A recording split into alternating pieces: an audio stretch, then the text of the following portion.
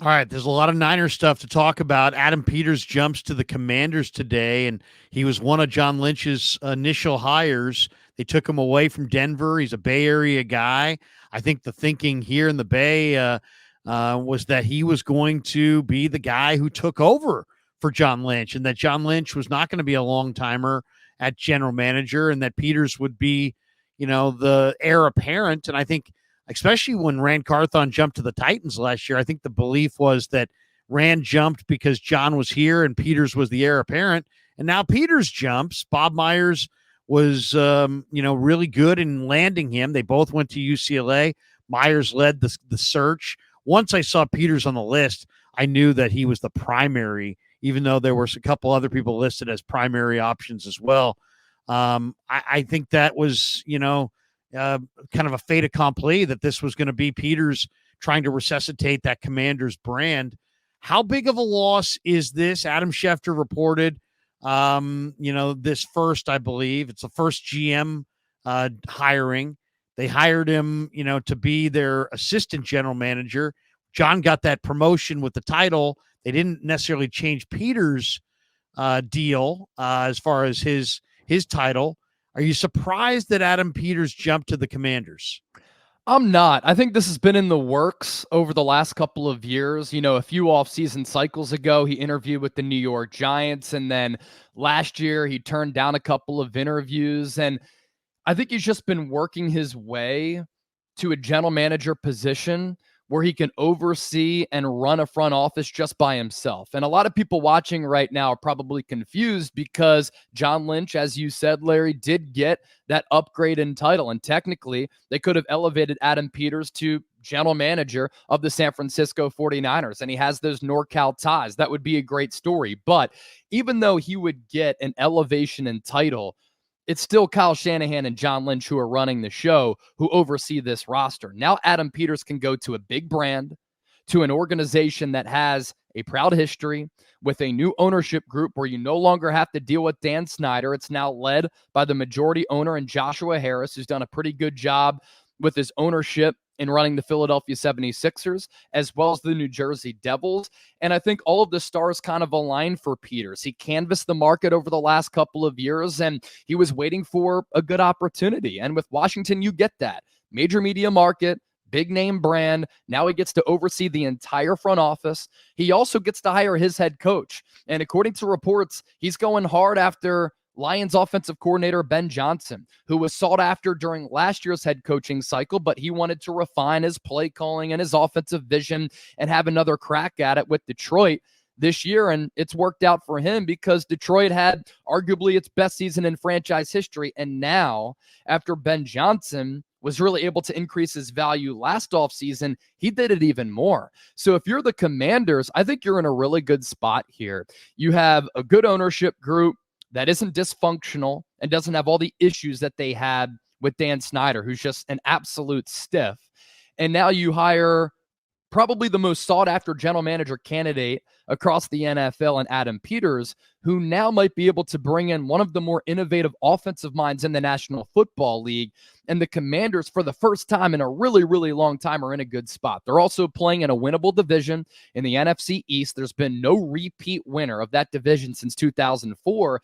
And when you play in that division, number 1 media market, New York, number 4 media market, Philadelphia, number 8 media market in Dallas, and you being in the nation's capital, you get a lot of primetime games too. So I think all of those are reasons for why Adam Peters left.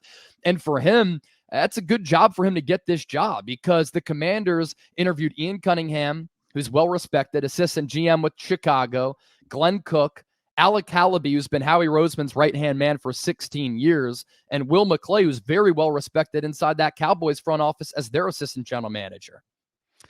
Who's the heir apparent? Do you hire Tariq Ahmad? He's in his third season as the Niners director of college scouting. He was the he was the team's assistant director of college scouting. Got promoted into the director of college scouting. He spent 5 seasons as an area scout. One as an assistant in the 49ers scouting department. He spent 4 seasons as the director of recruiting at Rutgers. 7 seasons overall there with Rutgers program. Got his master's degree in education administration. Obviously, a bright guy. Is he the heir apparent, or do you think they look outside? Yeah, you could go Tariq Ahmad, director of college scouting. RJ Gillen is the director of pro personnel for San Francisco. And let me throw this out there if you want to go back to familiarity. Marty Mayhew's been the Commanders general manager for the last 3 years. Peters might let him go. Do you bring back Marty Mayhew to be a member of this Niners front office? Knows the organization, good working relationship with John Lynch and Kyle Shanahan. And he had to deal with Dan Snyder over the last couple of years and Ron Rivera as their head coach. He had to inherit Ron Rivera as the head coach, and I think his best days are behind him. Old school defensive mind who went by the nickname Riverboat Ron, but was actually a pretty conservative head coach. I think you could go with any three of those options to replace Adam Peters. And look, this is the thing. When the Niners are as well run of an organization as they are, and when they've had as much success as they've had in recent memory, 3 NFC championship games over the last 4 years and a number 1 seed this year, other teams are going to look at you as the model. Other teams are going to look at you to see who they can pluck so that they can get their organization back on track. And that's why Robert Saleh was poached to become the Jets head coach. That's why Mike McDaniel was hired by the Miami Dolphins as part of that Kyle Shanahan tree. That's why DeMeco Ryans, who is the first rookie head coach paired with a rookie quarterback to win a division in the history of the NFL, got taken by the Texans. And that's why countless executives have been taken away from this Niners front office to run football ops elsewhere. So yes, it's a loss for San Francisco, but fans should look at the Niners organization. They're in a really good spot. You'd rather have it be this way than them be so bad like they've been at moments since the turn of the century. Yeah, this is the way it goes. I mean, you win, your guys get rewarded, promoted, and hired away. Now, are there any other defections you think on the horizon? The Bears are going to interview Clint Kubiak for their OC position. There's been a lot of rumor about Brian Griese. Yep. The Niners could prevent Griese from leaving by simply naming him the offensive coordinator. Shanahan is the de facto offensive coordinator and the head coach. Will the Niners try to keep Kubiak or Griese by, just giving them that offensive coordinator title, or do you think they one or the other could go? And then there's Steve Wilkes as well, who's been interviewing for, I'm sure he's going to get multiple interviews. There was reports about the Falcons. I would imagine Steve may get a couple interviews. Who's next to go? Will they retain their guys? Yeah, the 49ers could technically block the interviews for a Brian Griese or some of their other assistants, but here's the issue that they run into is that Clint Kubiak, you could elevate him to offensive coordinator, but Kyle Shanahan is always going to be the play caller. They did that with Mike McDaniel. He was the pass game coordinator. He became OC back in 2021, but he left because Kyle Shanahan was always going to call the plays.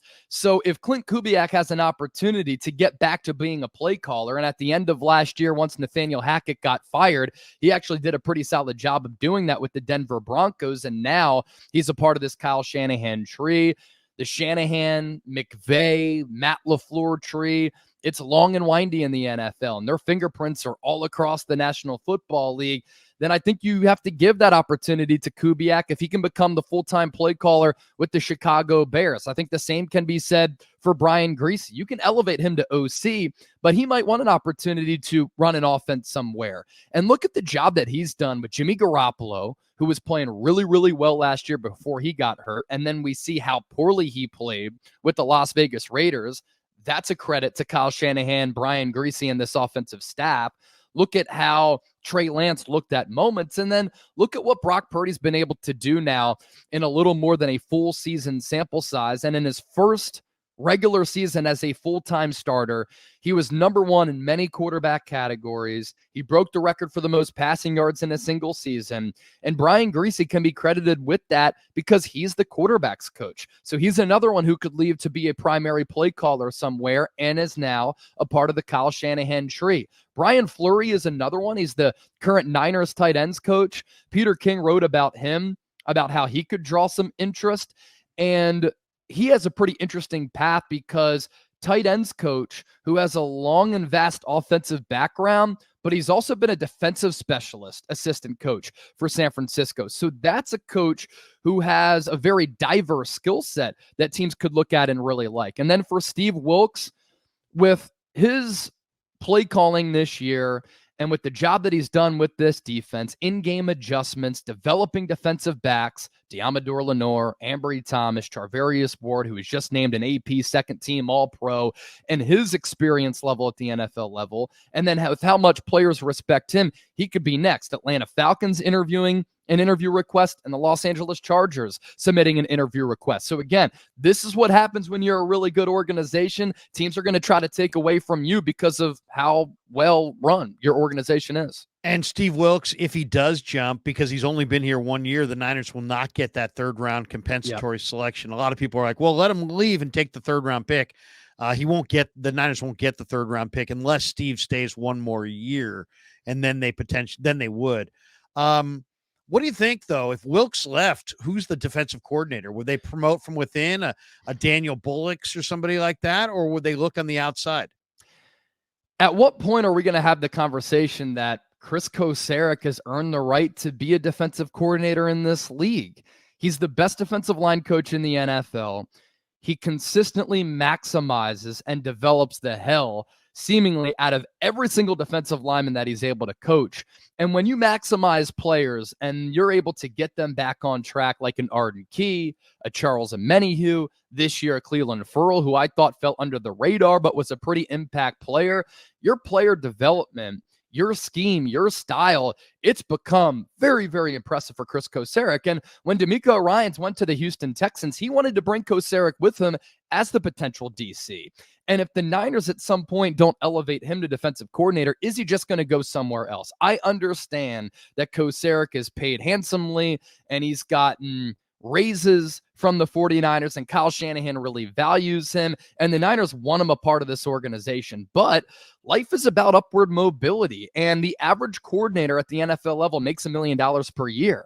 And Chris Kocurek probably isn't in that neighborhood. I'm not sure what his salary is, but at some point he's going to want to challenge himself professionally, and he's going to want to prove that he can be a DC and a play caller in this league. So is that the name that you look at so that you can hold on to him and you can continue to develop a really key component of your football team in the defensive line?